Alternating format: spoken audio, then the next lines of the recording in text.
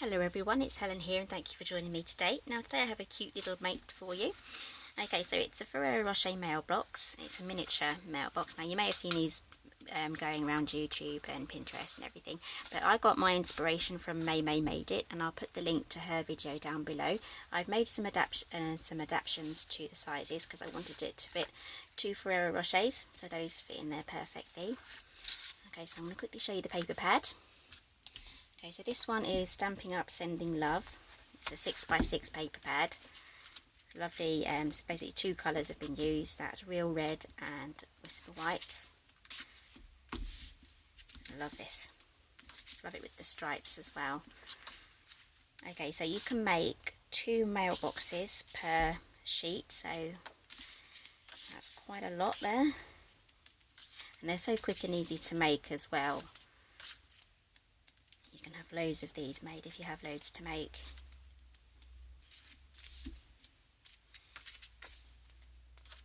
I mean, here in the UK, we're a bit different with Valentines. You only send one Valentines. You're only supposed to have one Valentines. We don't mass send out here in the UK. Okay, so I've got all my pieces here. It's all cut out, ready to go. So this one measures 4 1/8.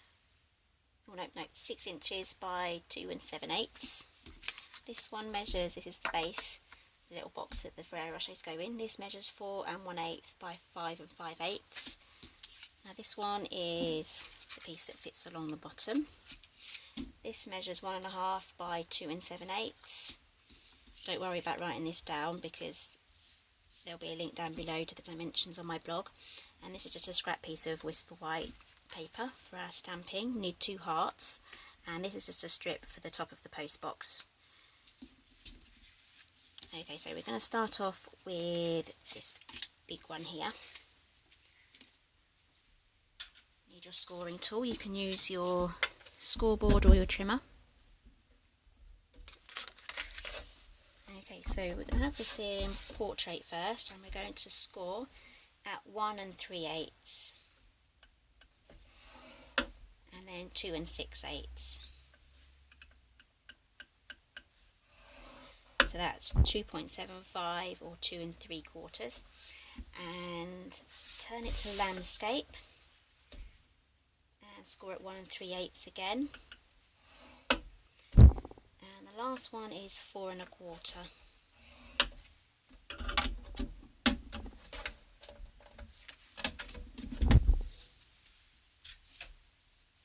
Okay, grab your bone folder.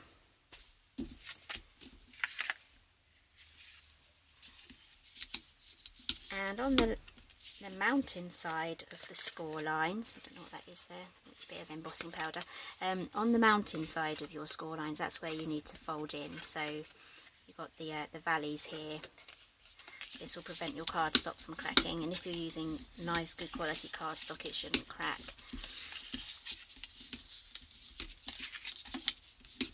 Okay, so that's all of our creasing done. Okay, so now here we're going to be cutting on this side here and this side here. We're not going to be touching these bits here.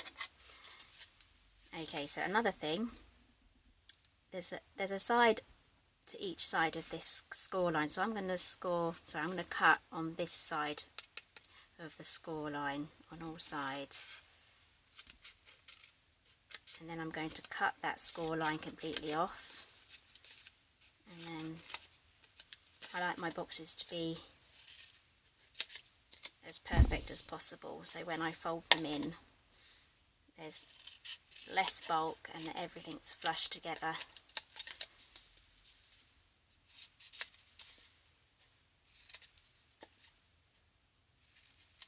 Okay, so I'll quickly show you why.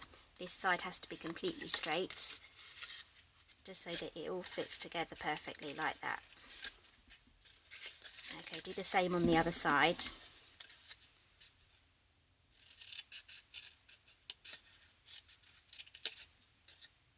Another tip, if you have something like this, don't pull it away from it. Pull it like so, and it should come away without tearing your card.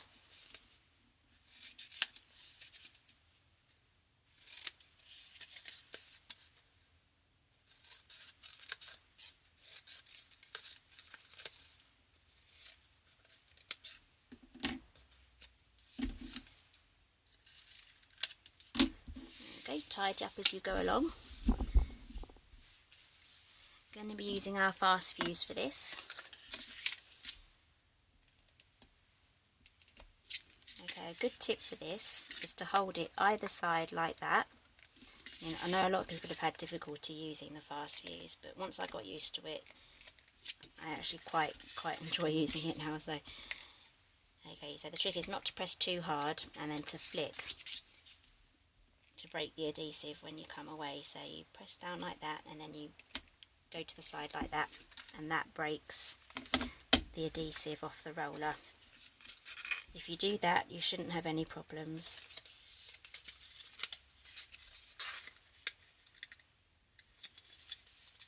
Okay, so yes, our fast fuse was actually designed for 3D projects. It's stronger than the usual tape runner that we have. It's very strong glue. Okay, so there's our box made. That should fit 2 Ferrero Rochers in. I've got a brand new pack here. Can never get into these fast enough.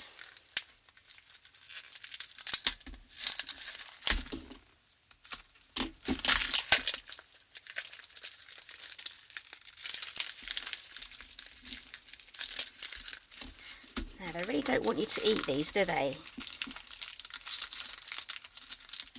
Right.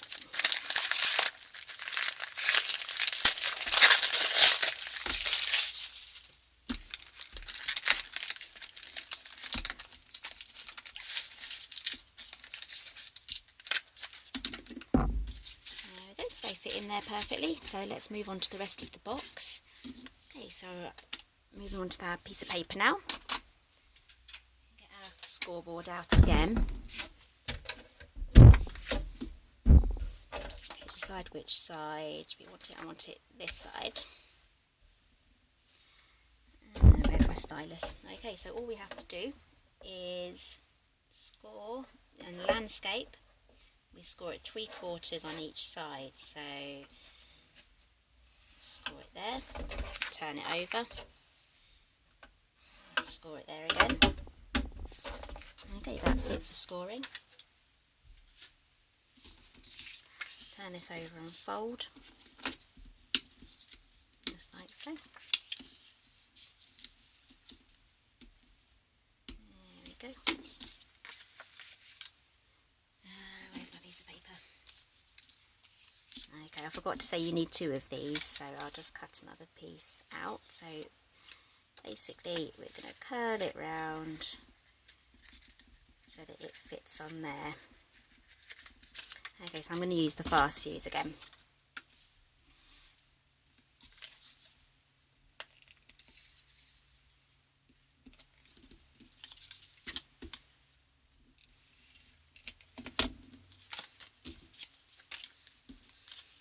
Okay, you can put this on however you want. I like to see the crease, the score line, so I know where to put it. I'm not putting it on the actual score line, I'm just butting up against it and then lying my card down. There we go, and I'm going to do the same on the other side. It's a little more difficult.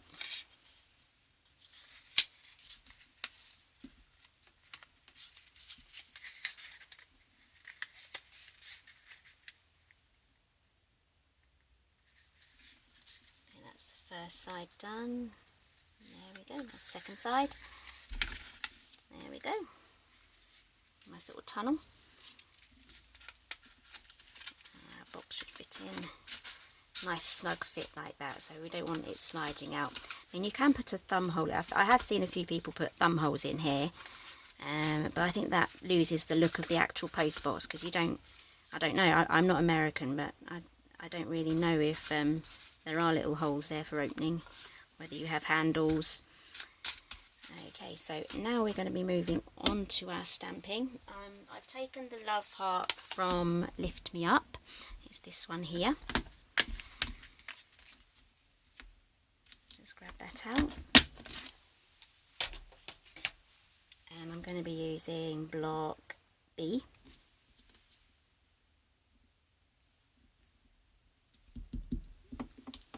Staying with the real red as well. we're going to stamp 2 of these images. There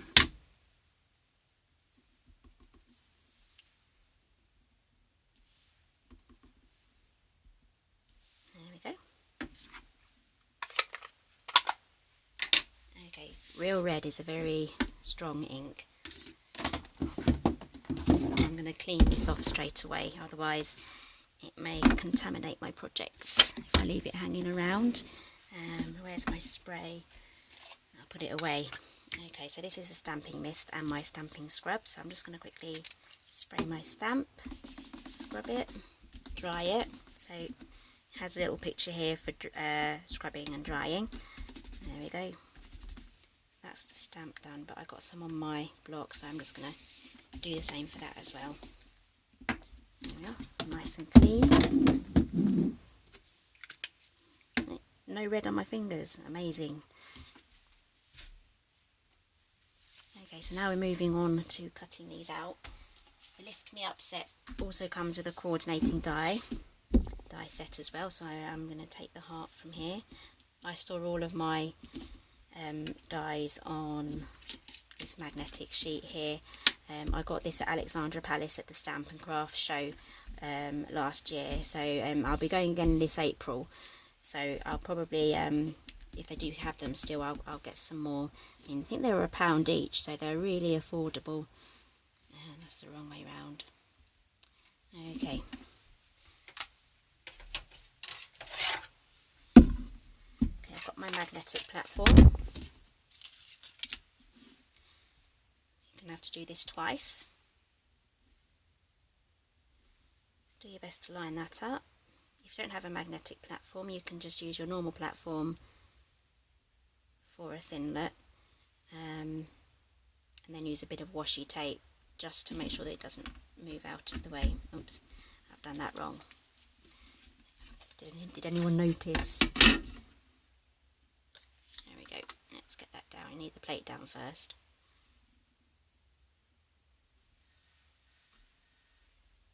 My telephone's ringing. Okay, so the phone's finally stopped ringing. Okay, let's get this onto the big shot.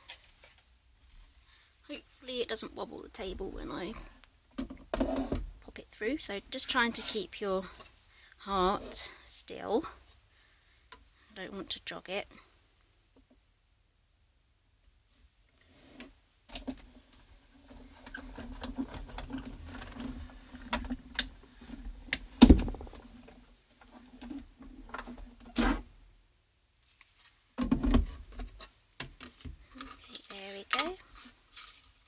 That's the first heart done.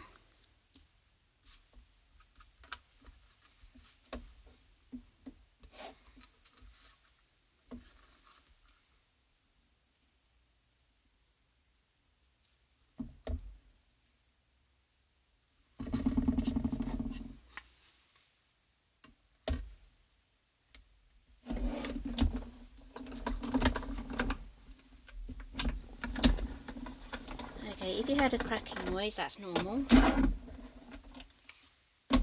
Don't be alarmed by that noise. Okay, there's the second one done. So I'm going to put this heart back. It's easy to lose the tiny dies anyway. Okay, so let's quickly put this away.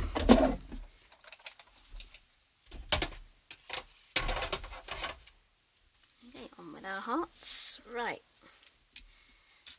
Let's bring everything back in. Okay, and I've got my little piece of cardstock here, so it's a bit of gluing now. Okay, so these are pretty much, let's get rid of that. It's pretty much the sizes you'll need. I'm just giving you a visual reference there. Okay, so I'm going to make this into a tiny little banner flag. So I've cut through the centre first, and now I'm doing each corner. Okay, and now we're moving on to our Tombow.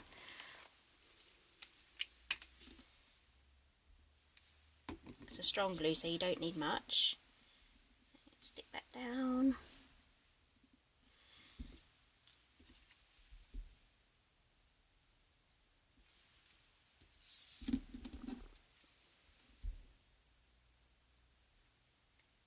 glue on both sides here.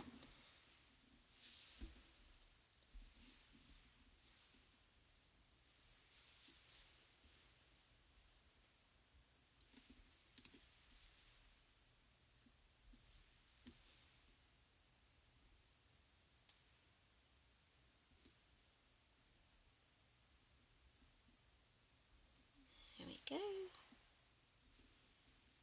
Just try and get that lined up using the Tombow glue. Will give you that little bit of extra time just to get everything lined up. There we go, and there we have.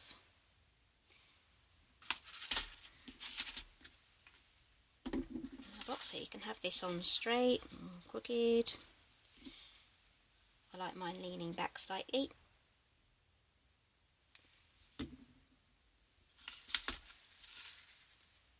Okay, I'm just going to hold my thumb there. Like I said, it's a fast drying glue, so it will take quite fast. Just press that down. Okay, so there we go. I hope you enjoyed today's tutorial. These are absolutely perfect for making loads if you want to make loads.